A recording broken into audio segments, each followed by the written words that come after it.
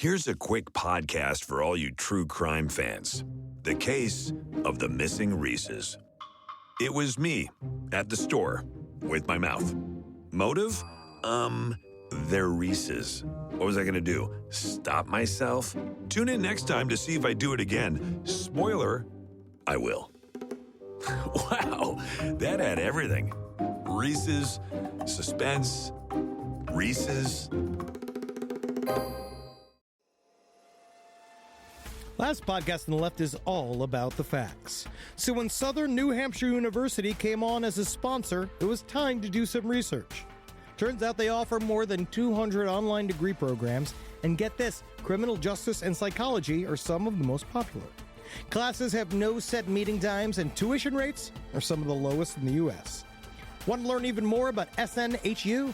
Visit snhu.edu/last. There's no place to escape to. This is the last podcast. On the left. That's when the cannibalism started. What was that? All right, should we do the show? We can do the show. We have to do the show. I'm going to put a caveat up top, okay? There's going to be a lot of controversial opinions about the Canadian people as we do this episode. No, not really. And it's not saying anything wrong with the Canadians. Great people. They're great people. They're fantastic, very laid back. Yeah. Poutine. They love their lakes. They Yep. love they treat moose like dogs over there, which is very dangerous to do because they will eat your girlfriend's pussy, and I mean the entire thing. Oh my! Put an apple up there. All right, I don't know about all that. That is a controversial opinion Thank that you you. just had there. Yeah. You got there. I like the moose as dogs. Yeah. Anyway, this is the last podcast on the left, everyone. I am Ben Kissel, Marcus Parks, and holy hell, how long has it been since Henry was in studio? Months. It's been months. It's been months, and I gotta say, these vagabond shoes, man. New York City still got it. I saw a bum with shit all over him outside of the hotel I'm staying in. Cool. We still got it. He did complain. Henry was complaining. He's like, there's so many people here. There is. It was like a family from Ohio all slammed into your brain. There's so many people here in New York. All right. The reason we brought up Canada, we're talking about Robert Pickton, part 1. Oh, yeah. No. He goes by Willie. Yeah, but Willie is not derivative of Robert. It does not matter. His middle name is William. Okay. Yeah. And it's also, we were going to get into this. This is the biggest bunch of bumfuck, dirt, ass. You are in a mood today. No, they are a type of Canadian homeless farmer. It's like they have a farm, but it's like they're living on the street. Okay, so it's kind of fun. Well, Robert Willie Pickton, a.k.a. the Pig Farmer Killer, a.k.a. Pork Chop Rob. Call me Pork Chop Henry. Why is that? Well, I got these pork chops. That makes sense.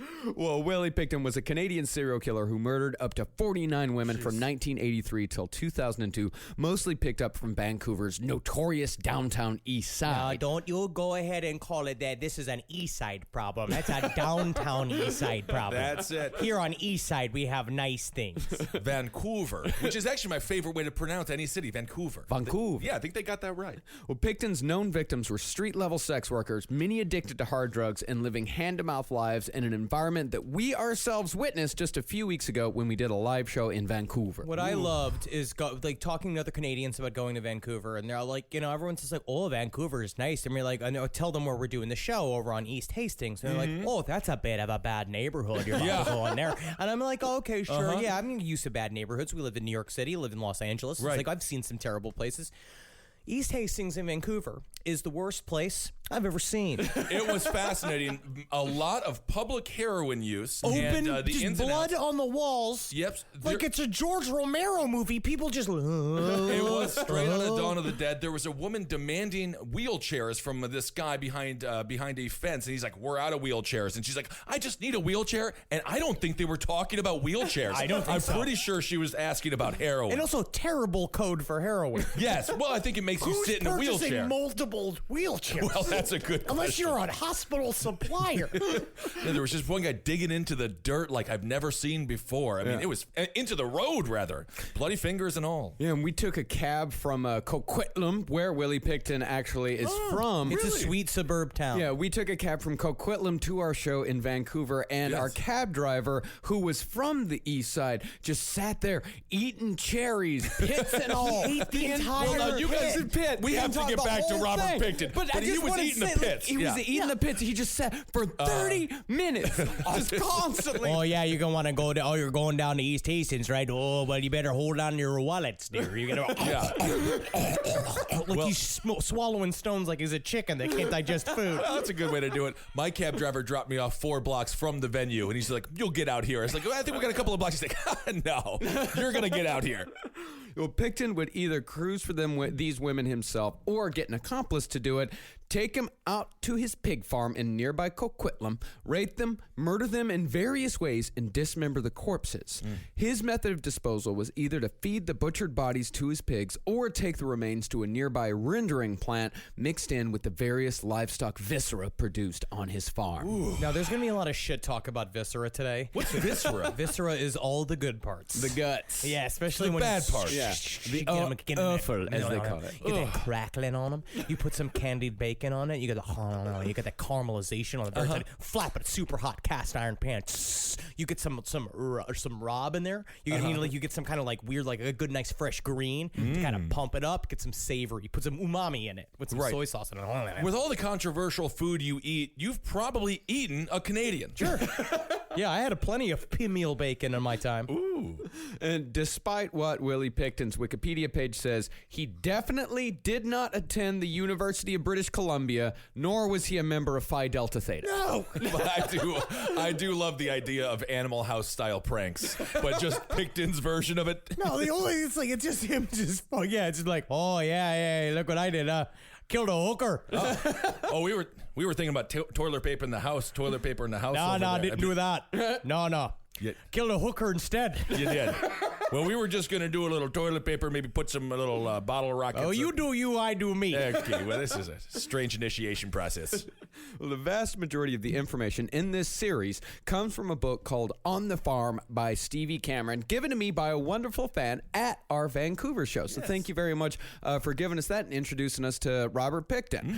Now, this book is a wonderful piece of literary nonfiction that I would recommend to any true crime fan, and all quotes from this episode are taken from On the Farm. I did get several lovely texts from Marcus of being like, loving this book. He's really into it. Yeah. Well, in contrast to a lot of books about serial killers, Cameron gives a face to the victims and their families, dispelling one of the myths of what's known as the less dead, i.e. victims whose murders are not investigated by the police or covered by the media until the body count gets high enough. Yeah, On the Farm also sounds like it could be a really fun book about Woodstock. It could but be. It is not about Woodstock. There were pigs, there was a farm. It was, what's his name from the band? That's what I was thinking. The guy who died. Levon Helm? Levon Helm. Yes. Like it feels like his autobiography. Totally different, though. Well, the myth is that these women, street-level sex workers, have no families, no friends, and no connections, and that just isn't true. Right. Even though many of them had fallen on hard times, these women were daughters, mothers, and sisters with families who missed them immediately. Also, a part of like the halfway house and kind of like safe spaces for heroin use that are in Vancouver, especially in East Hastings, is like they were working with social workers a lot of the time that were also looking for them. That's one thing about Vancouver. It's the reason why there's so much homeless activities, because they have the infrastructure to take care of all these people, and also the mentality of it's better that they're high instead of sick, because if they're high, at least they keep to themselves, and if they're sick, they start doing desperate shit. Absolutely. Warning, this drug may kill you. Very powerful documentary on opioids and heroin abuse. My goodness, is that a powerful drug? Now, one of the great tragedies we'll get into in this series is how the Vancouver Police Department's lack of care for these women, their contempt for modern investigative techniques, and their sheer laziness actively prevented a proper investigation from taking place. The cops in the Robert Willie Pickton case Not a are lot of like heroes, they huh? are like hobbits. It's true. It's just be like it's basically they're eating 3 breakfasts and they smoke out of those inappropriately long pipes. Right. It's a lot of sitting being like, oh well. Can't go be walking and getting the donuts over there. My feet are tired. Can you just kick the box over here? Be like, kicking the box? What do I look like? Some kind of footballer? Well, there's no crime if you don't investigate it. Yeah. You know, That's how we stop it right there. That's how we stop. 0% crime here in Vancouver. It's incredible the crime rates, how fantastic they are. That was exactly the mentality because my all goodness. these women were going missing. And the Vancouver Police Department's like, well, you know, since there's no bodies here, there's no murders. Because, you know, these women, they just get up and they go, and we don't really know where they go, and they don't really talk to their families or nothing like that. So we're just going to kind of let them go, and we're not going to really worry about them. You know, that is the one thing they say about people who do a lot of heroin. They are shakers and they are movers. They're always up and traveling. down. In Always. no way do they stay in the same 3 feet by 3 feet box, just kind of waving like a flag. In no way do they do that. No way. They're out there achieving their dreams. On the bus, on the train, on the plane, is out there seeing the country. It's like a Dr. Seuss. Well, there were some cops in the Vancouver Police Department who were genuinely concerned about these women and genuinely were trying to get an investigation going because they knew there was a serial killer around. But really, who pushed for this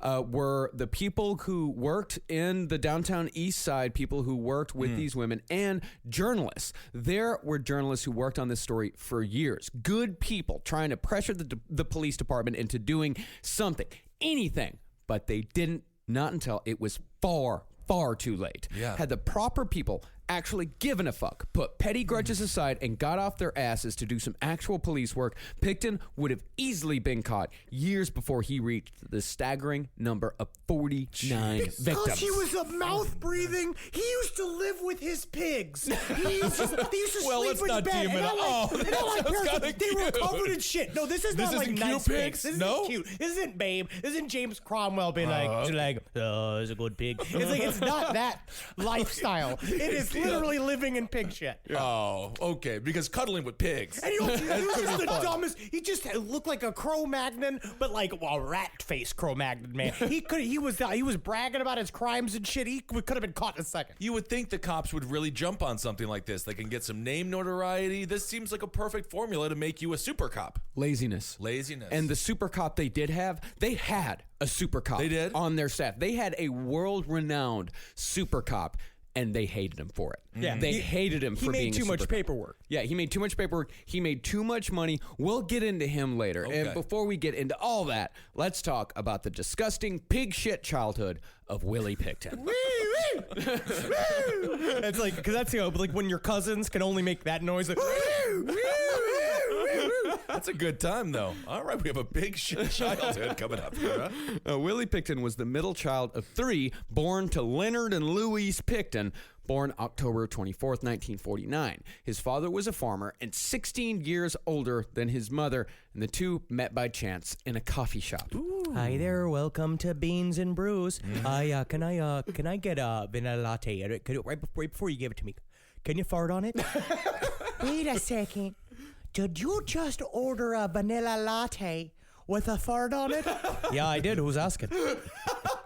Your new wife? It's a meet cute. Wow. I thought I was the only one. There's some poor guy in the back just be like, we'll have to squeeze you twice. The fart couple came in, huh? What am I supposed to do? I guess I can shit a little bit. Now, I know you guys like to say that I'm a dirt person. You are. Yeah. I'm not a dirt person. But Hold on. How many vials of dirt do you have in your apartment? 6. Okay. And how many you Thank you. bestow, and how many times you have glowingly reviewed dirt in your life? But the Picktons, these guys were dirt person royalty. Well, they're only royalty in the fact that royalty also is just a gigantic family that fucks each other. That's a good point. Even by small-town Texas standards, the Picktons sound filthier than even the most inbred of my townsfolk. That's how we know you're a dirt person, is that you say townsfolk. No. And the fact that you have a compass here of like inbred families that play in dirt. It's like my mom in Queens when I have to tell my mom, she's like, Mom, we're white trash. And she's like, we're not white trash. I always wash the stoop with the hose every Friday. There's other animals they did, and they let the grass grow in between the stoop lines. I was like, that's not the class divide here. That is the class divide. That's big stuff. Well, it wasn't like these were nice people who just happened to have an odd way about them. As we'll see, the entire Pickton family, with the possible exception of their daughter Linda, was rotten to the core. They were not just filthy, they were awful awful people. So they were comfortable in it. They were happy with their filth. Loved it. Loved their it, life. yeah. Okay. Well, let's get to the mother first. Louise Pickton was, by all accounts, a bizarre woman inside and out, especially when she got older. Most of her teeth had rotted out, which made it hard to understand anything she was saying. It just makes me think of Ren from the fucking the Is it time for my mush? Oh, yeah. I have a personal aversion to when people let all of their teeth go and the hollow look of their mouth when they don't Right. have dentures in. It just like sends a fucking shiver up my spine. It is kind of horrifying, but it's also kind of fun. You get to be two people at once. My grandfather used to take his teeth out of his mouth, and I thought it was the coolest trick I've ever seen in my life. I love dentures. Yes. Don't get me wrong. I love dentures, and I can't wait to have them because I will scare everyone I can because they'll do I'll laugh so hard, then spit my teeth out and go, oh! And when Louise Pickton did talk, she did so loudly and rapidly in what was described by many as a persistent high screech.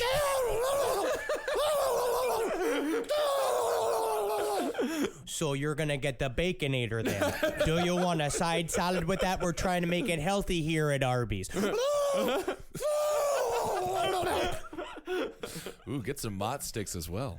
As far as her appearance went, most of her hair fell out with only a few wisps remaining, which was always covered by a kerchief. Ooh, that's classy. Well, it seems like all her hair had migrated to her face, as she was said to have essentially a goatee. That reminds me of my dog Wendy, and I miss Wendy. Oh, Wendy is an incredible dog. If you haven't seen Wendy, go to Instagram. I think Natalie Jean on Instagram has shown some pictures. You have as well. Check out Wendy. I know Wendy is an incredible dog, but we're like getting really dangerously close to when like somebody has a baby and all they talk about is their baby. Yes. Well, it is a good dog. I'm going to fall down that rabbit hole. This I'm is kind of a obsessed Venn with the dog. diagram where I have to agree with Henry here. But the dog looks like Splinter, which we realized, and it's cute when a puppy looks like a Splinter, but when a lady looks like Splinter, it's not very cute. It's different.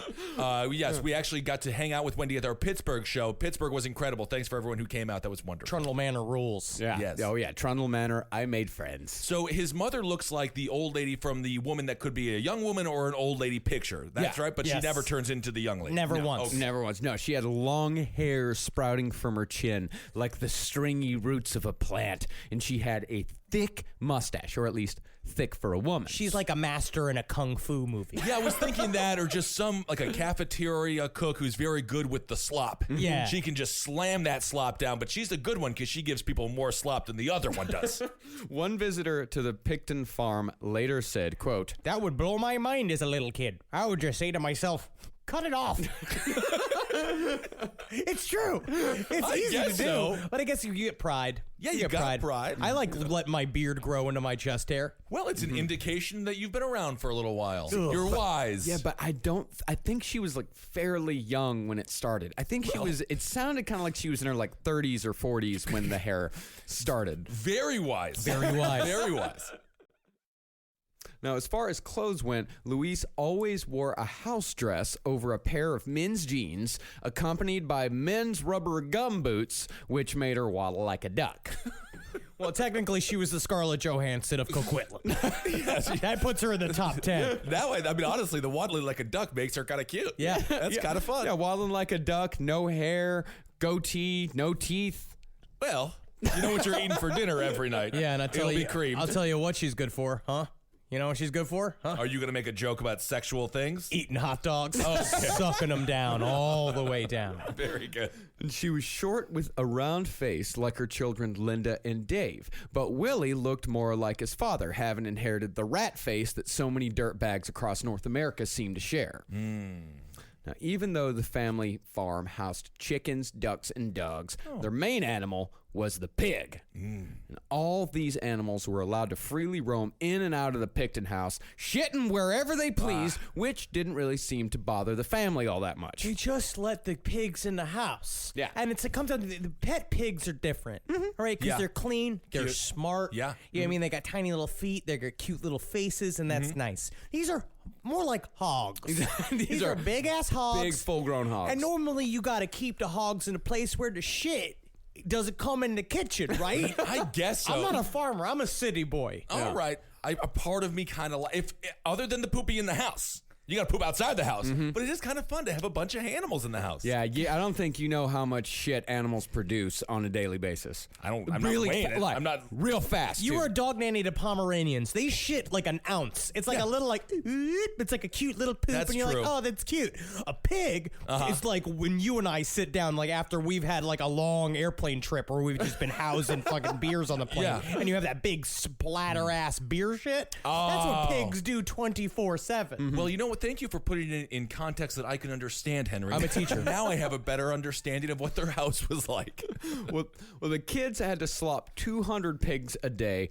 Every day, both before and after school. And the smell of pig manure and slop stuck to every member of the Pickton family, which earned Leonard the nickname Piggy among the other local farmers, a name he actually liked. Oh, thank you. Thank you.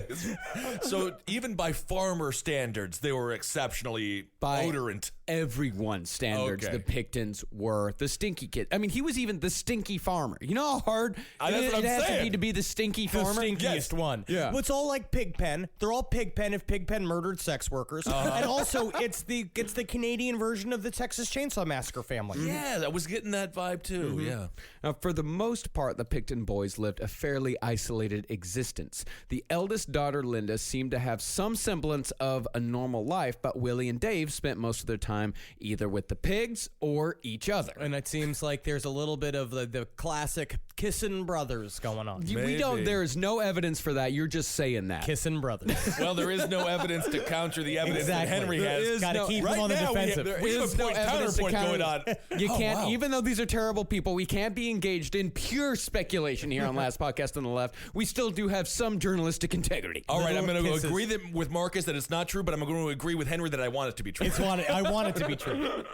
This podcast is brought to you by Squarespace. Squarespace is an all-in-one website platform that helps you stand out online. Yes, that's right. You don't have to smash your face with a hammer. You can just start a business. It's got everything you need on Squarespace, from securing your domain to building a professional site and showcasing your work all in one place. Let's say you want to show everybody how you can carve your ribs out of your lower abdomen so that you look more like a Ken doll. That's amazing. You can bring your vision to life with AI-powered design or curated templates, plus flexible editing tools that helps you create something that truly reflects your style, especially if you are somebody that is trying to corrupt the young men of America. That's what Squarespace is really going to help you. Squarespace makes it easy. It makes it easy for you to put all that together, and you just go to Squarespace and do it all. Thanks, Braden. Head to squarespace.com/left for a free trial. And when you're ready to launch, use offer code LEFT to save 10% off your first purchase of a website or domain. Hey there, everybody. Is your cell phone bill too much money? Are you getting that bill and you're like, hey, what is this? I can't believe for what? For 5G? Are you crazy right now? $100? I don't even barely got any bars when I'm just sitting in my living room, okay? You don't have to deal with that anymore. Are you ready for this? $15 a month. That's right, $15 a month on Mint Mobile. Yeah, baby. Get their wireless plan, because they're just sitting there on the T-Mobile 5G network, and it's just $15. Your whole life, you're just paying all this money every month. You're like, why? Where's it going? It's going to these phone companies that are robbing you. So go to Mint Mobile. Let them help you talk to your mom.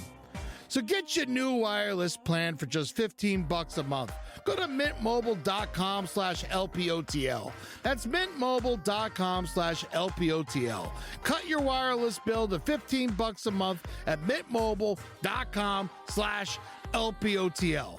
That's it. There's no catch.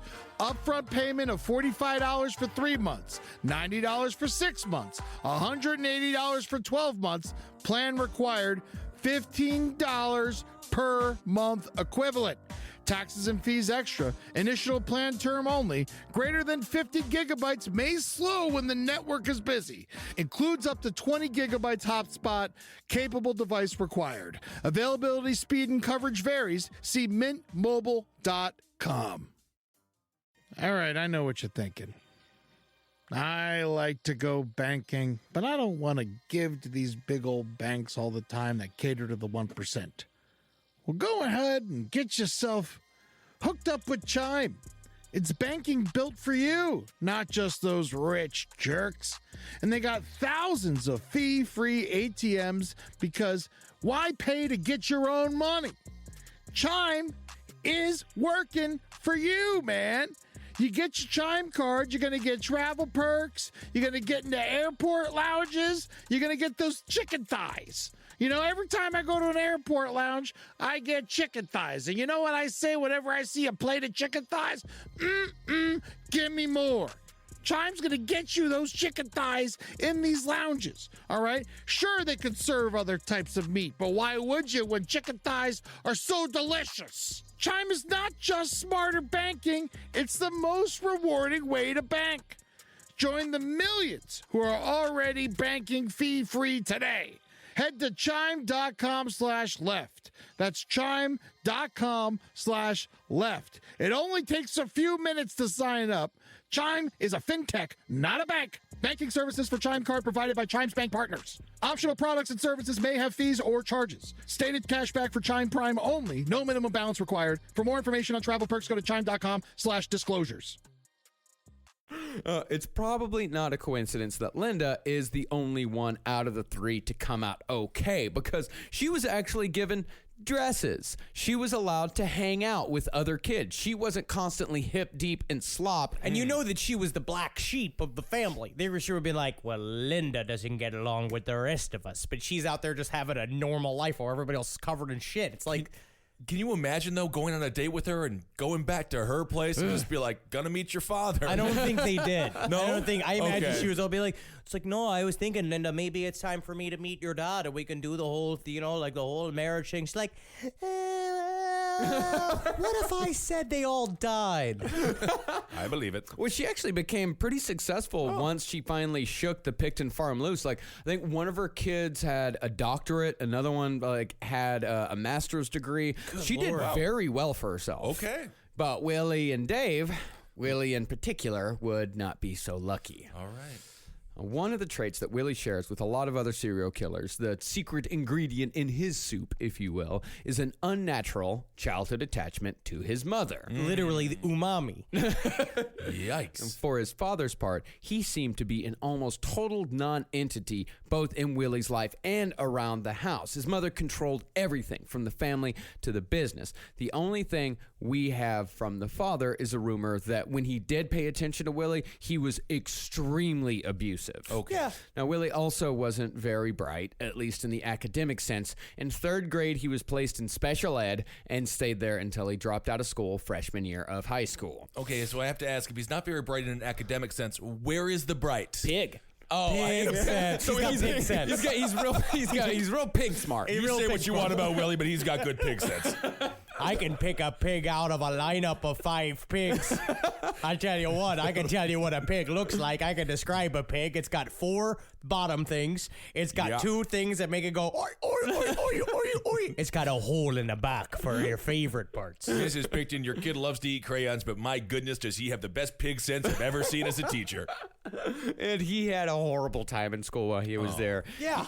Even though the Picktons were pretty successful, they were still pig farmers in a community that was made up mostly of doctors. Yeah, Coquitlam is like a nice suburb. Yeah. It's weird to have them roll in, and all of a sudden you have like the shitty version of Pugsley from the Addams Family just in your class. Like you're gonna be disappointed. Well, it was a farming community at first, Okay. and there were a lot of farmers around, and along with all the other farmers, the Picktons lived at the bottom of a hill facing up to Essendale Hospital, which housed about 5,000 mental patients at its peak. So I a see. lot of the people in Coquitlam at the time worked at the mental hospital. So, all the kids in school were, the sons and daughters of doctors. Right. But even among the kids that were farmers, Dave and Willie were still the smelly kids. They were still the outcasts. And they also talked weird. Dave had a speech impediment that lasted his whole life that made him sound like Elmer Fudd, especially when he got upset. God, that's so sad. And then, I just feel so bad because the speech impediment comes out when you really want to make a point. Yeah, exactly. And everything is nullified. Criminal justice system needs to be corrected. Yeah, technically, you are completely correct in everything you said, but you said it so strange that we're just going to laugh right at you. The Picktons all also talked fast, and they all had a high-pitched, squeaky voice. Yeah, so they just weren't popular. No. They got none of the lucky things that happen to popular people. Like, he can't talk normal, he's got no, it's like, and so there was no help here. No, there was no help. The parents could have very easily gotten these kids a better life. Oh, sure. And, of course, they all had brush cuts. Oh, It's really? an easy cut. Yeah. It is an easy You cut. just keep all the hair at the top of your head. Yep, you know where to find it. And all this added up to Willie getting picked on quite a bit. The rumor is when Willie got upset or got into trouble, he'd burrow into the butchered carcass of a hog until he felt better again. How is this different than you, Marcus? Honestly, What do you mean, how is this No, actually, different I don't than know me? if Marcus has ever burrowed into a hog. No, I have never burrowed into a hog. You thought about it. No. Have you thought about it? No, of course Seems a little not. offensive now. I have never. Yes, I have poked at the gas-filled belly of a dead horse. See? Close enough. I have done that. Yes, I have been curious about dead animals because you find a lot of them where I grew up. You know, they're everywhere, and you Right. find them in pastures and things like that. And you'll poke Slippery it with a slope. stick. Slippery slope. Yeah. So as Macaulay Culkin in the movie My Girl would go to his tree house when he was in mourning, he would go inside of a pig. Yeah. Well, I mean, Okay. but to me, this story it sounds just a little too good. Yes. Yes. It's a little too good. It's the kind of shit you hear people say about the weird, filthy family in town. It's a bit of a Canadian yarn. Okay. But on the other hand, considering what Pickton would get up to later, it might be true. It might be true. Yeah, it because has if I- Leaning on, why isn't this true? It could be true. It could be, but it just sounds too good. This just sounds way too. I mean, being from a small town, this sounds way too much like small town rumor. You can sniff out small town rumors when you hear them. they were the creepy family. Yeah. So a part of it's you build more and more. You build the legend of this family, especially as it goes. And Canadians are known to spin a tale or two. Sure, yeah. Improv. Now, one of Willie's formative experiences occurred when he was about 12.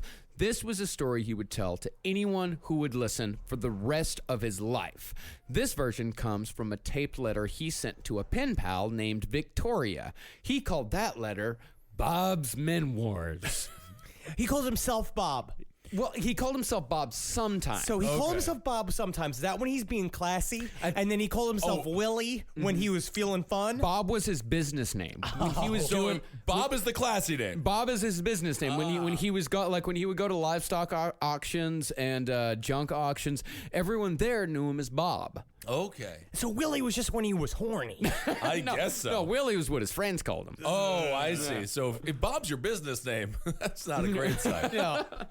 So the story goes is Willie had gone to a livestock auction with $35 as money that he saved up himself, and he bought himself a 3-week-old calf to raise. One day, he came home from school and found the calf was missing because every day he'd come home from school excited to feed his calf. Yeah, it was his kissing on it, best friend. sucking on its dick, playing with its asshole, like doing all sorts of stuff, calling it Willie, calling it himself. It was going to be really strange. When Willie couldn't find his calf, his dad told him to go look in the barn. And when Willie opened the barn door, he saw his beloved calf hanging upside down from the ceiling, butchered. Hey, Willie. What? See what I did there? I don't like it. I love that You don't cat. like it? You know, it's funny, right? Dad, I just want to let you know you're turning me into a sociopath. You're welcome. Don't worry. It'll help you in business. 60% of men that make it in business are sociopaths. Charles Ng, who killed up to 25 people with his partner Leonard Lake, had a similar story. He said when he was a kid, his mother killed and made him eat his beloved pet chicken. Why you bring up Richard Pecker? Why you go so far to bring up Richard Pecker in front of me again? Nobody knows. Nobody knew what kind of friendship I had with Richard Pecker. That's his name.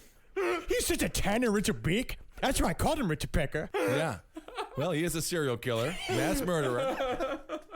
Horrible person. Both of these men told these stories again and again, scrounging for something, anything to make them sound at least half human. And I'll tell you this, my nephew had his pig, Mr. Jenkins, slaughtered when he was a kid, and he's doing just fine. What's his first name? What's the pig's first name? It was just Mr. So you Mr. just called, you gave it a sign of respect, which it's nice. Nice, yeah. But yes, I'm glad that did they eat the pig themselves as a family? No, Mr. Jenkins got sent to market. So that's fine. Yeah, he was devastated. He was Wait, very sad. Is that this little piggy went to market? That they're eating them.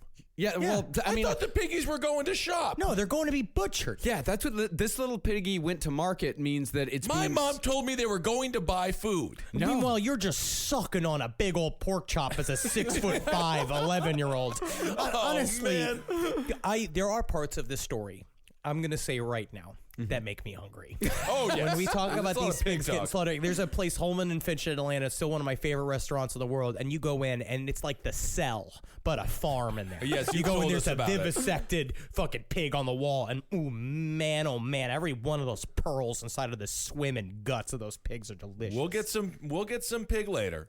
Well, as far as Willie's childhood goes overall, I guess you could say that Pickton was neglected, kind of, sort of, but his upbringing really doesn't sound all that different compared to thousands of other hardworking pig boys across the United States and Canada. Pig boys are some of the loneliest people that's ever been. Oh, yeah. Yeah, I mean, the carcass story is disturbing, sure, but with Pickton, we don't have that traumatic moment or big head injury or that story that you always hear with serial killers where you can point to and say, like, oh, that's it. Like, say with, like, Henry Lee Lucas, like, drinking all of the lead-filled water and being made to dress up by his mother. Like, you Yes. don't have that The thing fun stuff. to look at. Right. But it could also be something happening we don't know about, or that Willie Pickton was just born and ended up in a terrible family. I think he's very similar to Gary Ridgway, where he kind of stupided his way into the crimes. I Yeah. think that he was obviously a sociopath.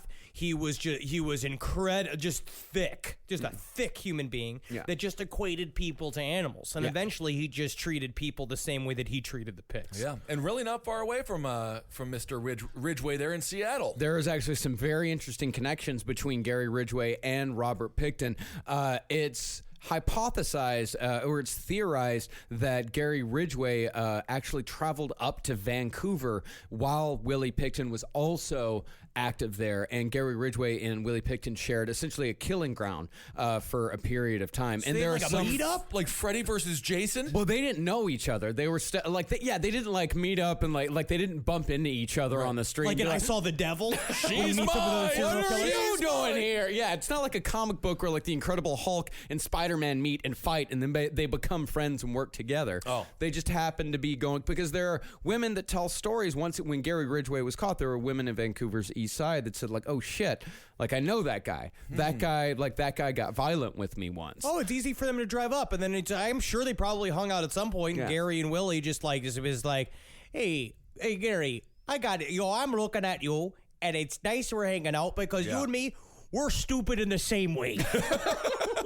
Well, the big difference between the big difference between these two guys, and they are parallel to each other. The big difference between the two of them is that in America, we were investigating the Green River Killer. We were actively trying to solve it. Our bias is creeping in. Uh-oh. In Canada, they were like, it'll be fine. That'll happen. That'll happen. It'll be fine. But also the big difference between the two is that with Gary Ridgway, there were bodies. They found one of Robert Pickton's victims that was outside of the farm, but none of the others. That is horrific. Yeah, it really is.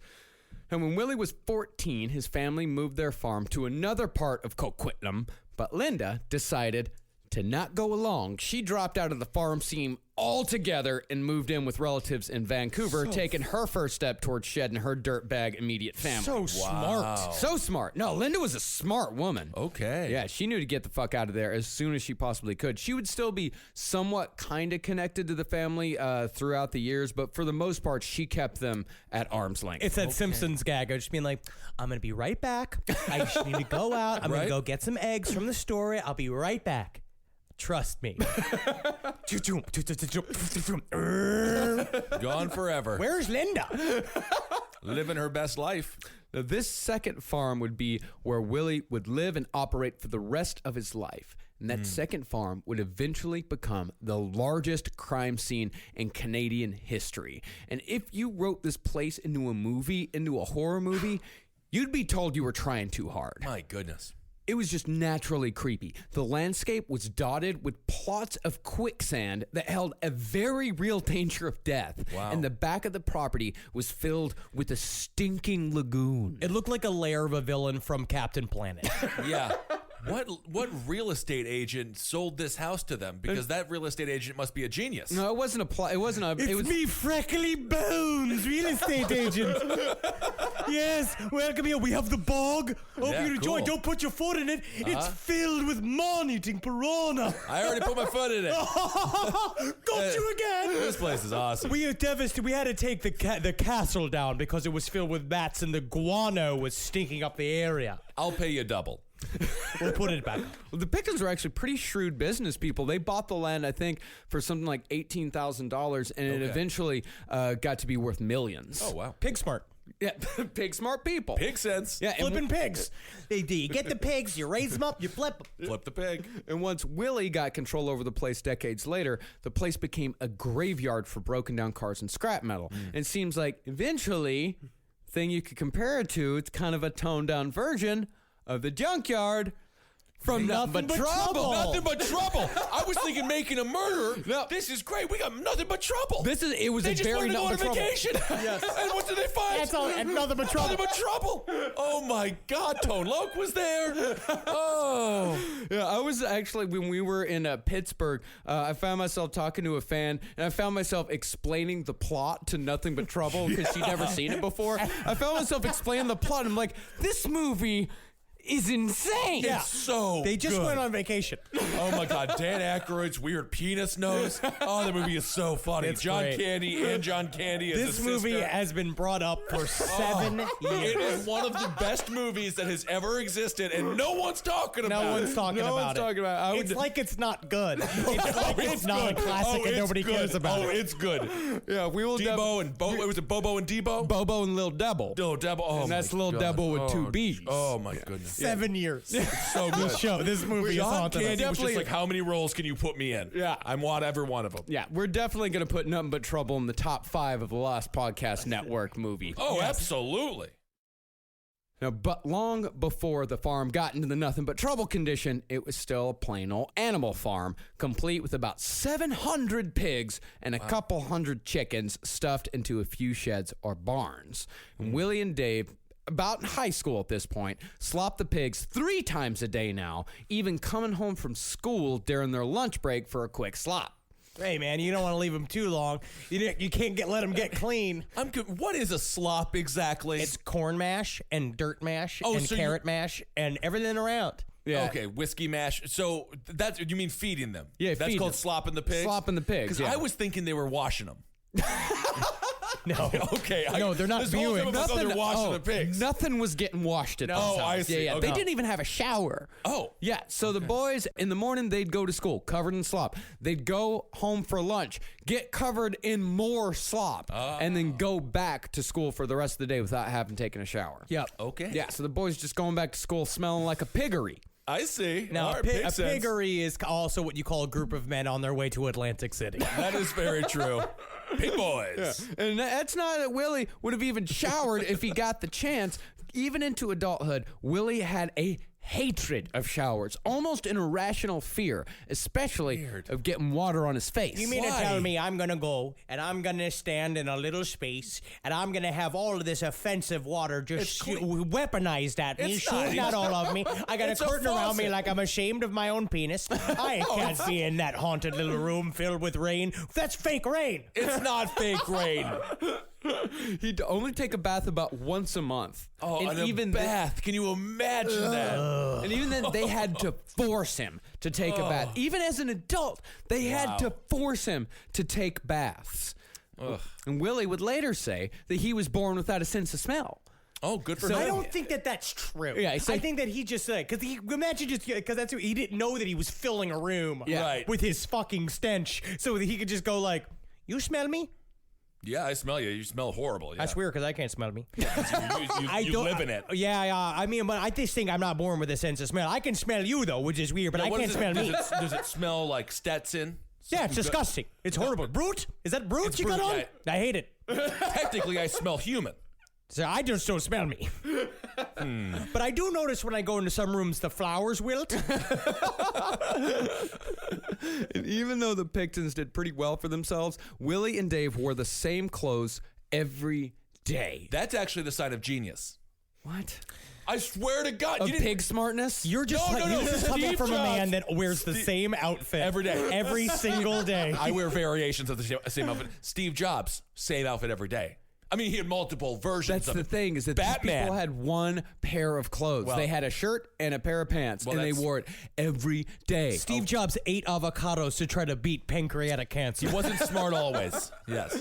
And the floor of their house was always covered in slop and dirt because the Picktons never took off their boots. They'd go and they'd slop the pigs and they'd feed the pigs, but they never took off their boots when they came back into the house, so they just track it everywhere. And the only furniture in the living room was a mattress. Just one bare mattress in the living room. It's not the right furniture. I'm always focused on smells, and I think it's because I am sensitive. Like, I don't like things smelling bad in the house. I don't Yeah, do of like course that kind not. of shit. But can you just fucking imagine just what that house is like? Oh, just goodness, fucking I in there. can't. Because it's also, it's got that ham smell that just comes from them being stupid. You know what I mean? Like their bodies just emit a ham smell, and then you go in, it's that normal ham smell mixed with shit-covered clothes that have just been baking in the Canadian sun, which is a low and slow. Yeah. Oh, yeah. And then, just the bodies on mattresses and what mom's fucking beard hairs smells like. Yeah, it's a recipe for odor, I'll tell you that. And despite all this, people still trusted the Picktons to store their meat. Well, they might be good at that. Well, pretty soon after moving to the new farm, Luis bought a couple of commercial freezers and opened up B&C Frozen Foods. And back in Butt those... and crack.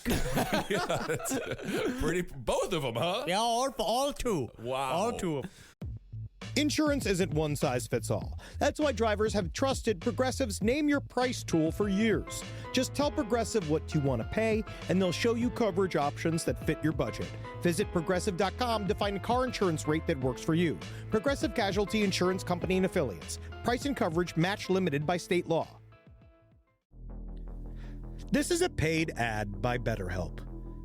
Stigma shows up in a lot of different places. I know I had to explain to my handyman about the devil imagery in my home. I had to explain that in our home, El Diablo es bueno. And he reluctantly agreed. I think largely just because he was in my home and he was scared. But over time, he began to see, the devil can be my amigo. See, even in 2026, stigma can get in the way of a lot of things, right? My handyman almost didn't put up my floating media cabinet, right? You gotta get support for your mental health. Maybe you've encouraged friends to consider therapy while avoiding taking the first step yourself because you're busy, worried what others will think, or telling yourself you should handle it alone. No, you need a team. Get therapy with BetterHelp, the world's largest online therapy platform. Give me a space to slow down and talk through what's building before it feels unmanageable. So let's take a short questionnaire to identify your needs and preferences, and BetterHelp will handle the initial therapist matching work for you. Their industry-leading match rate means BetterHelp typically gets it right the first time. Feel confident knowing BetterHelp therapists work according to a strict code of ethics and are fully qualified. So don't let hesitation hold you back. Find support with BetterHelp. Sign up and get 10% off at betterhelp.com/lastpod. That's betterhelp.com/lastpod. It's obvious we love true crime, but it does make us feel a little paranoid about what's out there, as it should. And that's why it's so important to get a home security system that gives you peace of mind. With SimpliSafe, you can stop crimes before they even start using their AI-powered cameras to identify threats on your property and alert US-based live agents to take action. Like arriving in a helicopter in the night, coming down from the helicopter, zipping down and breaking through the windows with their big axes, and going through the house, ripping through the walls, finding the criminals. It's easy to do. SimpliSafe has been a game changer for us. And the best part, there's no long-term contract. We've used it since the very early days of Simply Safe here at LPN, and it keeps us safe, doesn't it? It keeps all of our thoughts inside the building. Then there's the ones we let out because they have to go out because that's a part of it. But Simply Safe keeps the other thoughts safe. And for that, we say thank you, Simply Safe. And we want you to experience the same peace of mind as we, which is why we've partnered with Simply Safe to offer an exclusive discount to all of our listeners. Right now, you can get 50% off your new system by visiting simplysafe.com/LPOTL. That's half off at simplysafe.com/LPOTL. There's no safe like Simply Safe.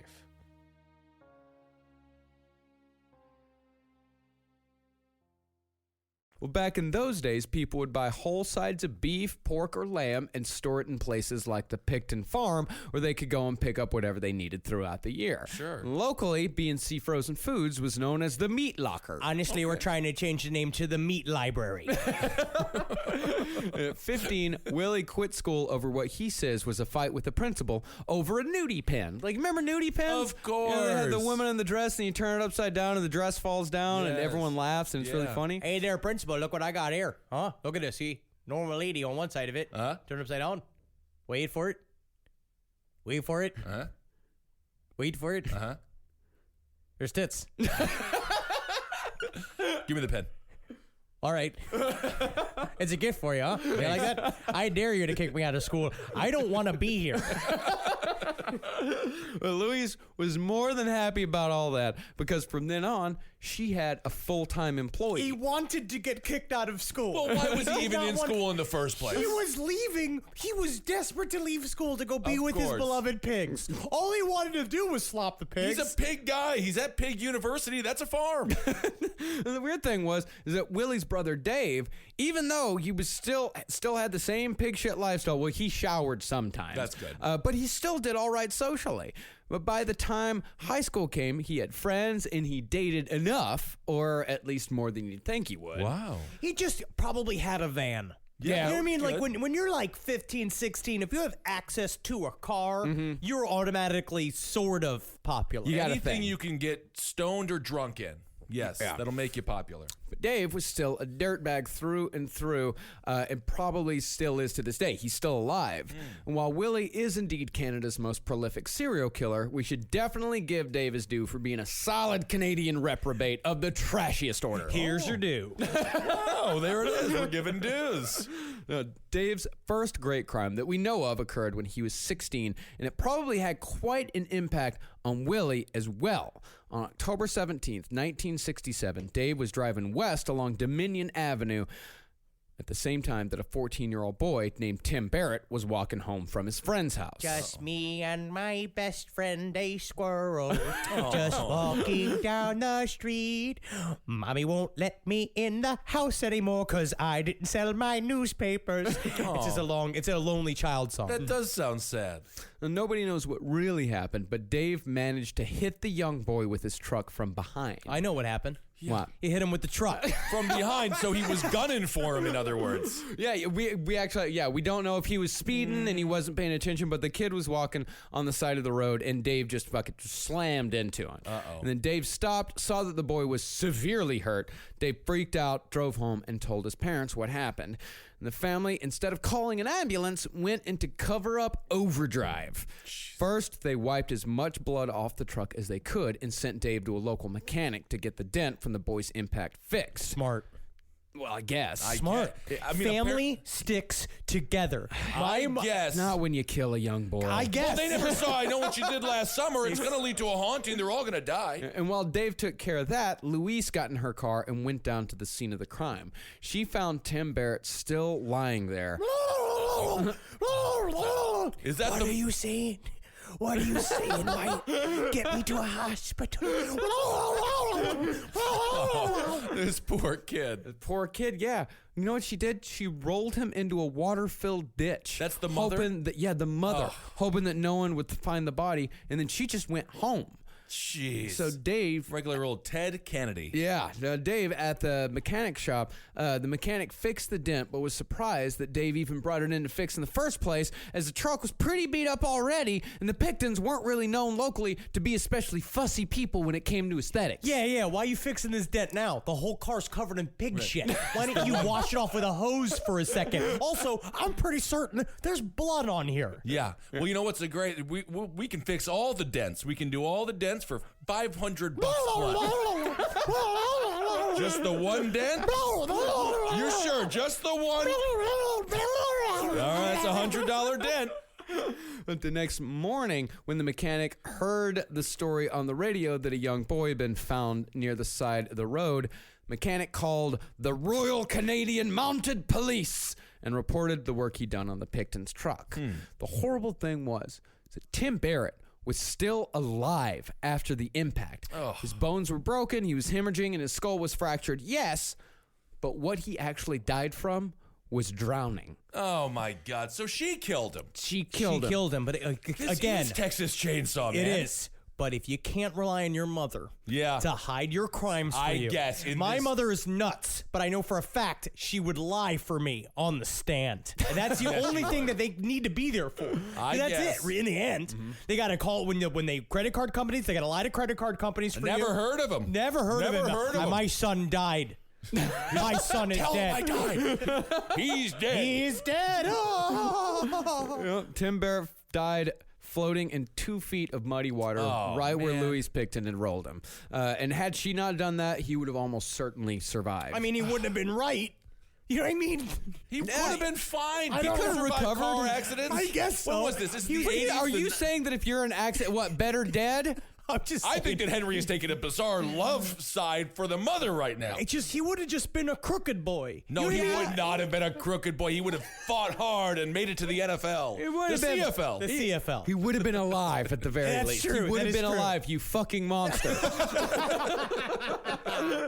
Yes. So the mother now. So this murder is on the mom. Yeah, the murder's on the mom. But amazingly, she didn't even have to do that. Because the only thing that Dave Pickton was charged with was failing to remain at the scene of an accident. What? All he got was parole and his license suspended until he was 21, about 4.5 years. What is it? Is this the 80s that we're in here? 70s. This is the This is 70s. late Okay. 60s, early 70s, Okay. I think. Let's see here. Yeah, I think it was 67. Yeah, Okay. 1967. The problem is the Royal Mounted Police didn't want to investigate because the horses were scared of the pigs. But isn't well, that's probably They couldn't true. get him up the hill. That's one of the dangers of. Come on now, come on. We have a crime to investigate, Oates. We got a crime. I know you don't want to go up the hill. All right, no crimes today. There's never been a crime ever, not since 6 months ago. You know, the funny thing that the one thing that I learned in researching this episode, the RCMP is actually the Canadian version of like the FBI. Yeah, no, they're hardcore. Yeah, they're the mounted super police. hardcore. I will not talk too much shit about the mounted police because they will come for your ass. And I will say they bring the horses in the buildings. Yeah, sure. That's a very strong police force. That is strong. Yeah, and Louise, for her part in the murder, she was never even investigated. How we know about her role in the story is because she later told a friend of the boys that she had killed this boy by way of a threat. And Willie told one of his friends about it years later as well. My mom can beat up your mom. I don't think so, buddy. My mom is very strong. Yeah, my mom killed a boy. She killed a boy to cover up for our crimes. My mom can beat up your You mom. got that pen? Do you have that nudie See, pen? wait here, look right here. I flip it, she got clothes on, right? Yeah. Yeah, you see that clothes? That's boring, right? Yeah. Turn it upside down. Wait for it. My mom killed a boy. She killed a boy to cover up for our crimes. Wait for it. She pushed him over. He was walking. He had a little pet squirrel. It was the cutest little thing. And then my brother just mercilessly murdered him. And then she just flipped his face over onto the ditch. Boobs! It sits. Yeah. Wow. And the Pictons did other trashy shit besides just casual murder as well. They used to hire cheap labor from a local school for mentally disabled kids, which isn't necessarily in and of itself trashy. McDonald's did the same thing. Yes, If you treat people with respect, it's great. If you treat Yes. people with respect, it's a wonderful thing. What was so trashy was that when Willie dropped the kids off at the end of the day, he'd time it so he dropped them off just after the school's dinner hour And he'd then root through the dumpster and fish out anything that looked halfway decent. So he's living the Heathcliff lifestyle. I guess so. Yeah, that's what Willie Pickton is. He's the Heathcliff of serial killers. Okay, well, there's some Garfield tendencies as well. If you think There about is how no Garfield mean-spirited- tendencies here. He's very mean to others, self-involved. Garfield loved nothing but lasagna. That's good food. Yeah, and Garfield isn't necessarily mean to others. He's just particular. He's particular. Tell that to Nermal, okay? When she's on flight to Abu Dhabi, all right? Nermal was a liability. Nermal was a wonderful, wonderful creature. But why were they hungry? They had a pig farm. They had a meat locker. They're just cheap. like free shit. I Yeah, get it. they're just cheap, trashy I people. see. What he'd do is he'd bring all these leavings to his mother, and she'd cut off any part that might have gotten dirty, and the family would just feast for free. It got dirty coming in the house. That's pig, honestly. The dirtiest thing is the house. That's pig sense. that is pig sense. Fix it. Now, I could understand this and even sympathize with this if the Picktons were barely scraping by. But these people had two thriving businesses. They were just the true definition of garbage people in both their hearts and their lifestyle. It's the garbage pail kids. Yeah. But adults. But a whole family of them. So by the early 70s, the Pickton brothers were starting to establish the career paths that they would follow for more or less the rest of their lives. Dave was working demolition and construction, while Willie has started his career as an apprentice butcher. And at first, Willie actually hadn't really liked butchering all that much, but by the time he reached his early 20s, he could handle 24 animals a day, and eventually he would be able to handle twice that. Wow. You know what's interesting is I think that's where he got the positive validation. Is that when he realized I think he's a dullard and mean in his core, right? And a worthless person. Yeah. And then what he did was that he got positive validation from how good he got at butchering. And then he just moved it all, like he just put it in his brain, he put the two categories of pigs and people together. Being like, well, people like it when I do this. If I keep doing it, I'll get even more friends. Yeah, he could have just been a great butcher. Everyone needs a good butcher. So by the time Willie was in his 20s, he began his lifelong hobby of writing to pen pals, although it was never really made clear exactly how Willie got a hold of these women. How do you just get a pen pal? I think there used to be services where... Oh, I think so, yeah. I think there used to be services, because I remember I had a pen pal that I got out of, what was it, Discover Magazine. In the back of Discover Magazine, you know, the science magazine, it's either that or 321 Contact. Wait, hold You on. were writing So were to a you- 40-year-old man. Yeah, were pretending to be a little boy. That is obviously what's It happening. was a little girl. Are you Problem Child from the movie Problem Child? I just Why? see What you does with that the have to weird do with outfit. it? He has a pen Towel. pal. He's the pen pal is in prison. It's a serial killer. That's right. That is right. Interesting. Yes. You are problem child. No, it was a little girl from Minnesota. it was a full-grown man from Minnesota. Well, he was very good at writing like a little girl. Yeah, I bet he was. Just hard as a fucking Dickens sitting there writing these letters. He's like, finally, I'm the little girl I always wanted to be. It's an interesting thing to do. Yes. Well, Willie's all-time favorite pen pal was a woman named Connie Anderson who lived in Pontiac, Michigan. When Willie was 24 years old, he took his first ever trip outside of Coquitlam and traveled through the Midwest to meet her. It took him 6 weeks to get there. He stopped in towns like St. Louis, Kansas City, and Chicago along the way, just working from city to city. How did he do? Was he riding a pig? Is that why it took fucking 6 weeks? He was right. Come on now. You see no horses do it. You'll carry me like the horse. Carry me like a damn horse then. All right, I'll carry you. It was a movie we could just see the smell trail until he got to Pontiac, Michigan. Well, in one city, he doesn't say which city it was, I'm assuming Chicago, Willie got an odd proposition, or at least he claimed he did. He said, I met a lot of people, and believe it or not, once I had a chance for me. Believe it or not, me. I'm a plain old farm boy, and they want me for a model. They do. A model, me. You forget it. What's up? What's a model? What are they talking about? Modeling. That's a real quote. Okay, hold on. All right, a model? Was it- Me? What's a model? What's a model? Modeling? Modeling? Modeling? A model? What Me? was he going to model for? He does not say. All he knows is that they offered him $40 an hour for a quote-unquote model. I guarantee. I think that he just it's a avoided serial being a killer. victim. It's Yeah, literally- exactly. It was a serial killer. It was this guy, John Wayne Gacy was his name. He said he wanted to go work for his construction firm. And I said, I got pig sense, not hammer sense. You need a hammer man, not a pig man. Because Willie turned the offer down. Wow. But he's having a regular old American adventure. Jeez. He's working from town to town. He's having strangers on the street offering him work. So his life is like the movie Yes Man. What is it? I've never seen the movie Yes Man. He always says yes. It's a film pro-improv. What are you talking about? No, he said no. Willie said no. Yes, but until then he was saying yes, yes, yes. And then it got him almost to be a model. No, Yeah, he that's- said no to a shower, too. He says no a lot, actually. Maybe it isn't. Yeah. He says no to everything but pigs. I guess, yeah. It's a yes to pigs, man. Pig sense. Willie finally got to Pontiac around mid-February and was soon, quote-unquote, engaged to Connie Anderson. Good but Lord. he said she couldn't leave her job, and he couldn't leave the farm, so it just wasn't meant to be. Careers always tear people apart. Also, I tried to cut her open. Yeah, And that was that'll like do a it. big thing. And I was like, because I was feeling really overwhelmed. I was new to the country. There was signs I didn't understand. I didn't understand how to order at the fast food restaurants. I got different specials in there. So I just wanted to go to my comfort space inside a large breathing thing. Oh, I see.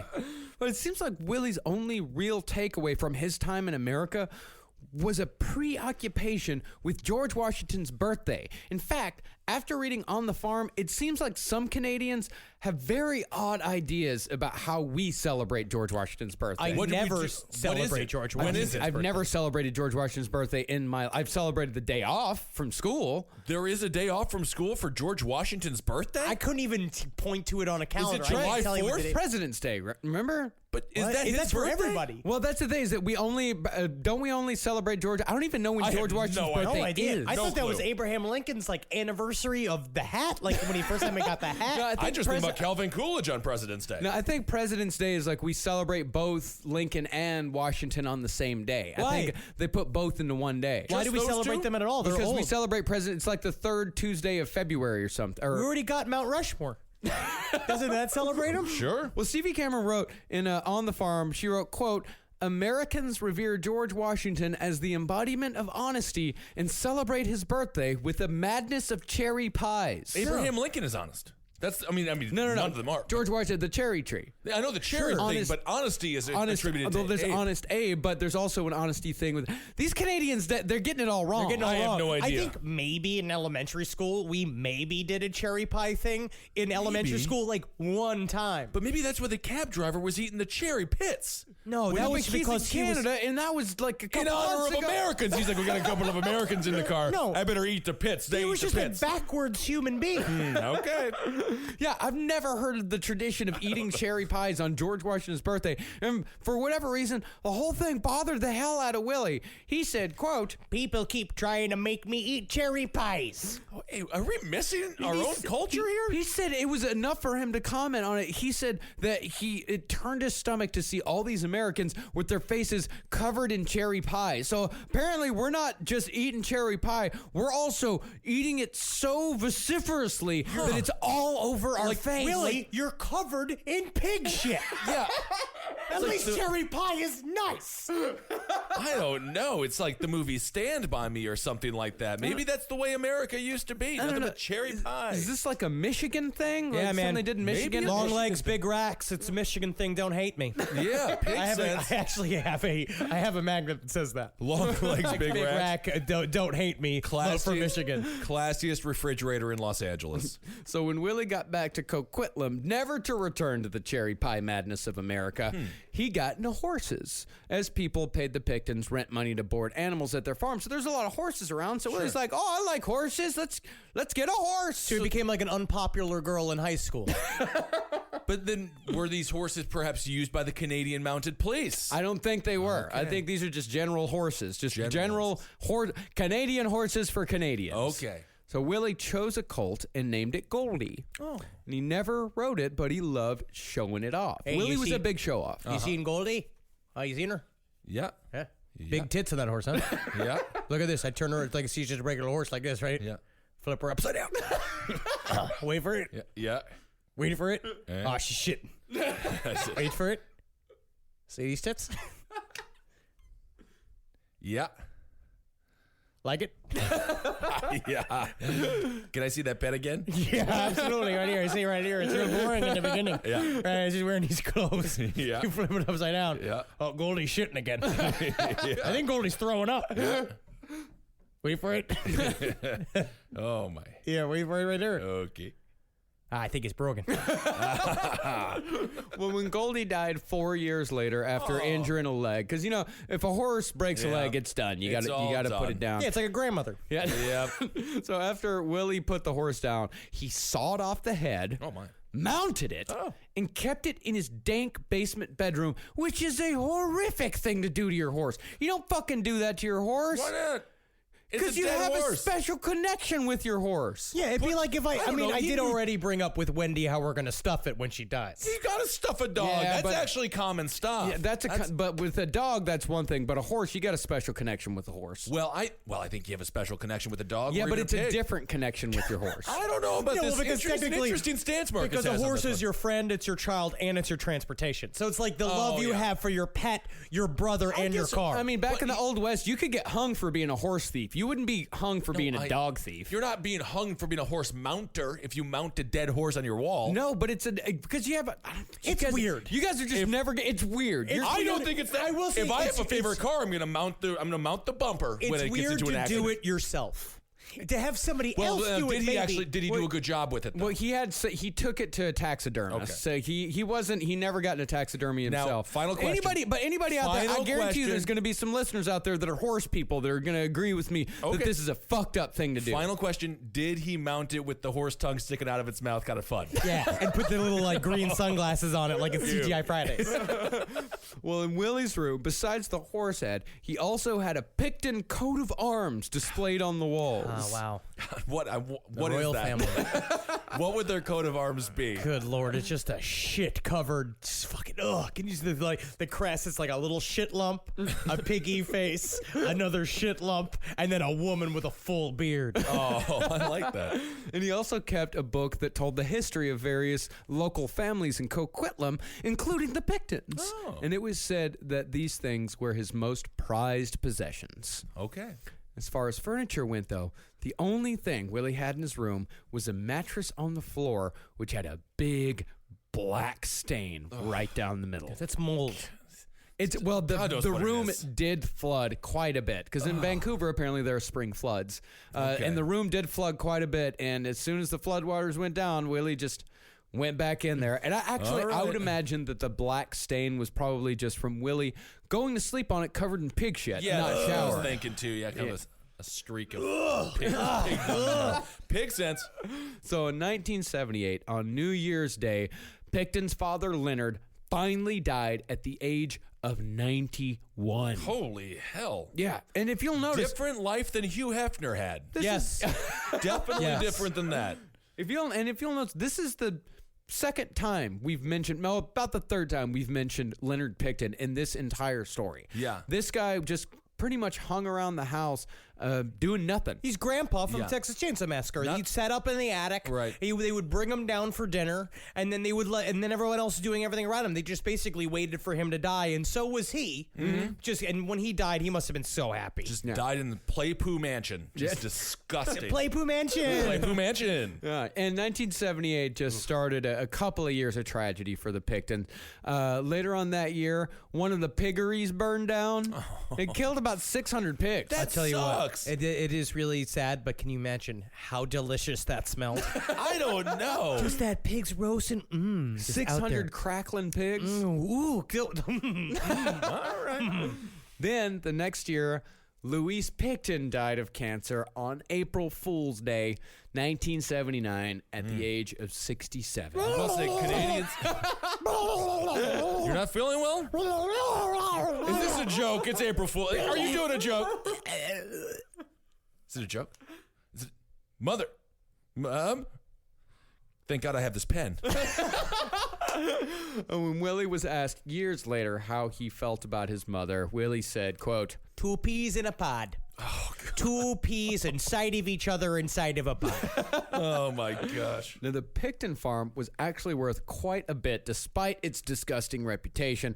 It was worth almost $1 million in today's money. Wow. And with both parents dead, it was time to see who got what in the will. Now, how the will was laid out tells you something about Willie's personal relationship with his mother, but it's really hard to figure out just what. First of all, every child got about $90,000. Plus the farm split 3 ways. And that's $90,000 in 1976 money. This really reminds me 1979 money. This really reminds me of the uncle from American Story. American Movie. This reminds me of the uncle from American movie where he's sitting on all that money and he's living in the trailer and they're all just waiting for him to die. It's all right. It's okay. There's something to live for. American Movie. Well, you know that story where Mike Shank used to come into Jimmy John's, drop off the papers. His brain was acid. Oh, yeah. Yes. Nice guy, though. But even though the other two, Dave and Linda, got their money right away, Willie, in order to get his, had to stay on the farm till he was 40 years old. That was about another 10 years after his mother's death until he got his share. So it was like Brewster's Thousands? Yeah, kind of. But he also got an additional $20,000 up front that the other two didn't get. It was an odd split. Yeah. And I can't quite figure out what she was trying to do. Well, I think that she knew that Willie could not go anywhere else. He's got pig sense. He's a pig guy. The piggery is where he belongs. I just think they're all fucking stupid. And then everything was done wrong and backwards and Canadian. Yeah, but like they it's were always super, done. they were Strange when very successful people. And his mother trusted him the most with the farm. So Yeah, I just think like- that's the compliment. But where do you think he's going to run off to Los Angeles to be a model? He already went to Finally- Pontiac, Michigan once. She's not going to let that happen again. I always knew he could be a model. Well, technically, but when Willie Pickton was finally caught, he was a millionaire. Like Really? Yes, he was a is- millionaire. These well, This people. is not fair. Is he the richest serial killer that we've covered? Is he the richest serial killer? Besides, H.H. Holmes was rich on paper. He was rich on paper, but Willie Pickton actually was worth well over $1 million. Wow. Yeah, so he was. I would actually say that this fucking stupid Bastard. pig shit dickhead is probably the richest serial killer in history. Oh my God! I just imagine him shit. It's like Scrooge McDuck, just like diving into a big thing of dollars, just covering them all in shit. Yeah. Just like oh my God. Beverly Hillbillies, I guess, huh? So with mom dead, Willie figured he was free to live how he wanted. So he started that life by going around to junk auctions around Western Canada, buying broken down cars and scrap metal and hauling it all back to the farm. This is when the nothing but trouble time starts. So he started building at a farm like a raven builds its nest. I guess so. and his meat business was also starting to grow. Yeah, my meat business is starting to grow. This story is making your business grow? yeah. You want to say that into a microphone? Well, Willie would take orders from customers and go to livestock auctions to buy cows, pigs, llamas, and sometimes even the odd emu to butcher and serve up. It's fun to kill new animals. I guess so. Leave the llamas alone. But unbeknownst to his customers, Willie was known to pick out the cheapest animals, mostly the sick ones covered in sores and oozing with pus. Should they be sold? Yeah, well, they would be like surplus animals. They'd kind of sell them all in a. Why are you selling them? For what? Because someone would buy them. Yeah, but for meat, because I don't people think it like should be Willie illegal to Pickton would buy them. They would he would buy the culls. Like the culls would be they go through and they look for all the animals that no one else would buy. The bad news bears? The bad news bears of meat, yeah. The horrid meat. And since the Picktons had long been meat people, their farm was already equipped with its very own slaughterhouse. Of course. Yeah. And this was Willie's method. Willie would usually kill an animal by slitting its throat, but if the beast was too big, Willie liked to take it down with a nail gun to the forehead. All the emus got a nail gun. Like No Country for Old Men. Well, that was a whole different apparatus. It was an air pressure gun. It was a similar idea. Yeah, similar idea. But no, Willie would use an actual like construction nail gun to just in a fucked up way. yeah. Fucked up. I mean, I guess there's no pretty way to kill an animal, so. After the animal died, Willie would cut a hole in its ankle, slide a hook into the wound, and hang the animal from the ceiling to let all the blood drain out into a bucket. And then you can take all that blood and you can congeal it in a nice sauce. You make that blood sausage like I had in Scotland. I understand that you are not. None of this is averting you from having disgusting food on a regular basis. This is natural. Yeah. Willie would then gut the animal, skin it, and dismember it with a handsaw. Okay. Now, the fate those animals met would be almost identical to that of dozens of women who would enter that slaughterhouse only a few years later. Yeah, we're talking about like it's disgusting. There's technically that place in Brooklyn where it's like they do all that slaughtering right there, and it's hipsters. Your ex-girlfriend used to work for it. She was she was an apprentice butcher. Oh yeah, that's right. No, Yeah. we used to do it in Wisconsin during deer hunting season. You open up a garage, it looks like it's nothing but deer carcasses hanging If he there. didn't do it to people, technically, It would be this is fine. like, this is a real DIY. It's Technically, fine. it's very expensive. Oh, I don't know butchering. about the diseased llama jerky That's he was not making good. with it, but yeah. Now, small parts of these women's bodies would also join the animals in the 40-foot deep holes Pickton would dig around his property to dump the excess bones, skin, and meat from the animals he slaughtered. Now, how excited would you be to dig a 40-foot hole, though, Marcus? Look at him. 40. Look at him. I mean, You just have to make a reason why. Yeah. And it's either put in a pool or it's hiding a bunch of bodies. Let's put it in a pool. Put in a pool. You want to hide You bodies? want to hide bodies. I would like to hide animal bodies. That'd be fine. You want that. Well, I mean, I would do that. I don't know if I want that. Let's move forward. And the thing is about Willie, he didn't treat his employees very well either. Wow. You mean to tell me he was a terrible manager? You know models. They're egotistical. That's it. They were thinking about themselves. In 1981, Willie hired 4 teenage boys to help out with the pigs. But when it came time to pay, Willie refused, saying he could, quote, get rid of anyone. Just by farting. But almost immediately after, he tried to be friendly again. But he did it in a way that sounds, seriously, like we've said many times before, this truly sounds like a Canadian version of Texas Chainsaw Massacre. This is Canadian Chainsaw Massacre. Uh-oh. This is what one kid said happened. One day, Willie told me he had a ham for me and I should pick it up after my shift. Another kid told me to not take it. But at the end of my shift, I said, what about that ham you promised me? And Willie returned with a mass of material. It wasn't brains, but I don't know what it was. It was all stringy and not ham. Well, what was it? I think it was a bucket of uteruses. Oh, my. Poutine. Put a little gravy on it. I will say, I always love going to the store and get a nice pound of not ham. Not ham. What is it?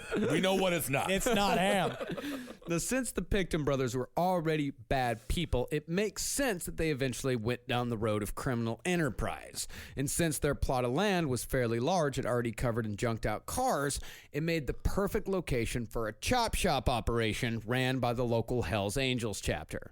Oh, okay. And this made the Pickton farm a favorite hangout for bikers and lowlifes of all stripes throughout the year. Kind of cool. Like, in no, a way, It is. kind of cool. It's like if the Nothing But Trouble place was an actual hangout It's a party- instead of it's a party big party palace. place. Yeah, Big party place. I would have gone to a party if this would have been a place around, where I grew up. We kind of had a place like this, but it wasn't really criminals. It was, it was dirtbags, definitely. But it wasn't a lot of criminals. Just Hell's Angels just drinking beer and saying sorry to each other because it's Canadian. Sorry. Now, most people thought Dave was the one who ran the whole chop shop operation, at least the day-to-day, but when police finally caught wind of what was going on, they were told by some of the teenagers who worked gigs stealing cars that it was the supposed dullard Willie who actually ran the day-to-day. Supposed dullard, who's now? Who's now What do you mean, who supposed is dullard? You come over here telling me supposed dullard this and that, and you're going to have to explain to me what supposed and dullard is. But before you do, the first thing I'm going to need you to do, take a look at this pen. I got a new one. Oh, great. She's bigger. That's what I like about her. She got a male woman uniform on. You see Yeah, that? When I yeah. flip it upside down? Yeah. You wait for it? Supposed dullard. I don't know. Send me that. Everybody I thinks don't I'm know why they would supposed, say that. whatever Yeah, it it's- means. Slow, wait for it. I'm smarter than you I think. know Hey, that, think yeah. about it. It's tits. Oh. New pen. But even though the brothers got caught red-handed, nothing ever really came of it, mostly because the local Mounties had their hands full with Vancouver's first serial killer, Clifford Olson, who killed 18. In a horrible coincidence, one of the girls who survived an attack by Clifford Olson when she was a teenager most likely met her ultimate fate at the hands of Robert Pickton almost 20 years later after he picked her up from Vancouver's downtown east side. Wow. And we'll get into all that and more next week with Robert Pickton Part 2. All right, there it is. I'm going to call him a dotard, which is my new favorite word of the week. I think it's dotard. Dotard. No, he's not a dotard. He's not though. a dotard? No. He's not. Maybe now he's a dotard. Oh. Yeah, Is he still in jail? Yeah. Pickton is still alive. Well, I don't want to ruin the end here, but Yeah. I We mean, only got- we're I gonna thought get that this to guy it. was dead. No. No, dude, this all happened not long ago at all. He was caught, what, in 1999? 2003. Well, I guess we'll get into that in the part 2. My goodness, for some reason, I always forget when we cover the more current events ones that this stuff is still. Yeah. Wow, that's it nuts. was either 2002 or 2003 when this guy got caught. This was not long ago at all. All right, well, we're going to get into that in part 2. All right, everyone, thanks so much for listening. Let's see. What do we want to talk about? We want to thank everyone for the Patreon. Of course, we want to thank everyone for the Patreon, and we got an announcement. We got a new show announcement. We're coming back home. We got a live show here in Brooklyn that we're going to be doing on November 8th. That's it. That's going to be the day after the election, right? That's right. Yeah, so you'll be in good shape. We'll be in great shape, in no way hungover at all. Not in any way whatsoever. No. But yeah, we're finally going to be. This is the first New York show, this first New York live show that we've done in almost well over a year. Yeah. Yeah. Yep. I think Yeah, over. you bet. Yeah, You you bet bet. there, Over eh? a year. Oh, yeah. Yeah, it's amazing that we've done Canada 5 times in the last year. I know. We've done Canada all right, and we'll probably end up doing it again. You're right, eh? Yeah. Absolutely. Montreal, Toronto, Vancouver, and Calgary. And everyone was absolutely wonderful. Toronto twice. Toronto twice. Yeah, Toronto. thanks to everybody who came out to our show in Toronto. Yep. Thanks to everyone who came out just for laughs because that's all we had. That's all that we you were better doing, fucking just for laughs. only laugh. Yeah, absolutely. And thanks to everyone out in Pittsburgh. That's it. We wanted to give a special. On a sad note, we met with Elisa and her husband Jonathan. Jonathan was battling cancer. He has succumbed to cancer. So our hearts are with you, Elisa, and the entire Smith family. The boys there, 9 and 7 years old. It was a unbelievably powerful moment to meet with you. It was great to meet with the family. They were all It was, incredibly sweet, yes. and we just wish to see Jonathan on the other side. And I'm just glad that he had a peaceful passing. Yes. So thank you for allowing us. Thank you for sharing that with us. It was very powerful. And everyone at Pittsburgh, it was a wonderful show. Oh, yeah. So thank you all so much for It coming was a lot out. of fun. Thank you guys for everything. Also, remember, so we got our Halloween show in Los Angeles coming up, and I want to That's put it. this out there real quick. So El Rey, October 28th, we're pretty much sold out. We're gonna be doing a clothing drive called No Nude Dudes because we're trying to get in LA. We're gonna be putting out various businesses. We're gonna have a list of all the places where to go to drop off men's clothing. We're basically, the idea is that normally women's clothing are collected a lot more than men's clothing in terms of like stuff for the winter, like jackets and stuff, and like just normal shit. It's like, I mean, any clothes that are available, but please give, and we're gonna put an announcement where those locations are where you can drop off those clothes. But come out to the show That's October it. 28th because we're gonna be randomly selecting people to get free VIP tickets from that drive. When you have to put hashtag No New Dudes, hashtag Samhain Gala if you go and you take a picture of your donation. Samhain is spelled Sam Hain. Sam There Hain. it is. I and think but- they're all very important people. That's what I say. That they are, They're they all are VIPs But, to me. So come and fucking come out to that show. It's gonna be really great. It's gonna be classy. It's going to be a classy How classy night. is it going to be? It's going to be pretty classy, and everybody from Last Podcast Network is going to be there as well. That's it. Yeah, it's going to be a different type of show than we normally do on like with our Last Podcast on the Left live shows. This is going to be more of a variety show, Yes. more of a menagerie, if Yes. you will. It, AKA, I think clusterfuck. Is that what the is that the proper term? But it's going to be a great time. We're all going to celebrate Halloween together, and keep on supporting all the shows here on Last Podcast Network. Marcus mentioned the election, November 7th. If you want to listen to politics, listen to Abe Lincoln's Top Hat. I think we do a great job of keeping it as light as possible in these heavy times. Page 7, Sex and Other Human Activities, just all the shows. Just Movie check Sign them with out. the Mads. Movie Sign with the Mads. We've got a Wizard new the show, Bruiser. our new show, Escuela Sangre. That is going to be, if you speak Spanish, it's going to be fucking awesome for you. I think that's going to be coming out next week, actually. Well, I don't speak Yeah. Spanish, but I'm going to learn how to speak Spanish through that show and horrify everyone that I'm talking to. Yeah, you're just going to go, Because oui. It's about true crime and it's about true crime and folklore Yeah. in Latin America. Like, so their first few episodes that they've already recorded a few, and the one that they're recording this week, they're doing an episode on Alive. We've been told that it's good. We've been told, yes, Carolina has assured me that it is good. Okay, they might just be crapping all over our show. Possibly. I don't But know. they're going to be covering stuff like Pedro Lopez, Gloria Trevi, Selena, and Selena. Technically, Selena is a Texan. Selena. She's technically a Texan. I didn't realize that Selena did not know how to speak Spanish. Not really, She no. just She was from- mimicked it, no, and she- then I guess she learned at some point. She was from San Antonio, yeah. Unbelievable. Oh, wow. So make sure you follow us on Twitter at Henry Loves You, That's at it. Marcus Parks, at Ben Kissel. Follow us on Instagram at Dr. Tasty, at Marcus Parks, at Ben Kissel, the number 1. And follow Yes. Last Podcast to the left and all of the bullshits at LP on the left. That's it. And go rate and review, honestly, all the shows on Last Podcast Network. If you take a second when you're listening to it to just rate and review on iTunes, let's continue our world domination because we're all together in this, and it's unbelievable that we've created something out of nothing, and it's all Absolutely. because of you. And I would also like to thank and give a shout out to a fan who sent us an amazing book that we'll definitely be using in the future. She sent us the autobiography of Pee Wee Gaskins. Awesome. Which is super, super rare. And she asked to, and we have actually used some of her stuff in the past. She runs a subreddit. She runs 2 subreddits. One of them is Our Crime Scene. When we talked about tar and feathering photos that we looked at years ago, Yes. that was one of hers. Oh, wow. Yeah. Not and as cute as the cartoons made it out to be. No. My God. Not at all. And she runs another subreddit that's her own stuff. It's R Jessica M Shannon, and I just checked it out earlier today. It's really fucking cool. It's kind of like the morbid reality subreddit, but all pictures, and it's really rare stuff that I'd never seen before. So yeah, go check those out. They're super cool. Awesome. All right, So, hail there it is. Satan. Hail yourselves. I'm going to do a special Hail Jonathan, Hail Elisa, and Fuck Death. Yeah, and Helgeen as well. Hail me. Magusta Leschels. Goodbye.